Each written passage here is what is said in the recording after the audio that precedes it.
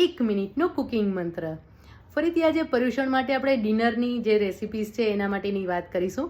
તો એના માટે ઘણા જ બધા ઓપ્શન્સ છે અને તમે એવું ના વિચારતા કે ઓપ્શન્સ ઓછા છે.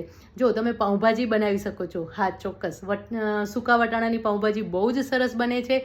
એના સિવાય તમે દહીંવડા બનાવી શકો છો. દહીંને ગરમ કરી લેવાનું છે. દહીં ગરમ કઈ રીતે કરવાનું એની મેં ટીપ તમને આપેલી છે. એના સિવાય દહીં પાપડી ચાટ છે, દહીં કચોરી ચાટ છે, આવી પણ વાનગી તમે બનાવી રાખો છો. એટલે કે અગાઉથી તમે કચોરી બનાવીને રાખી દો અથવા પાપડી બનાવીને રાખી દો તો પછી તમારે ખાલી એસેમ્બલિંગ જ કરવાનું હોય છે.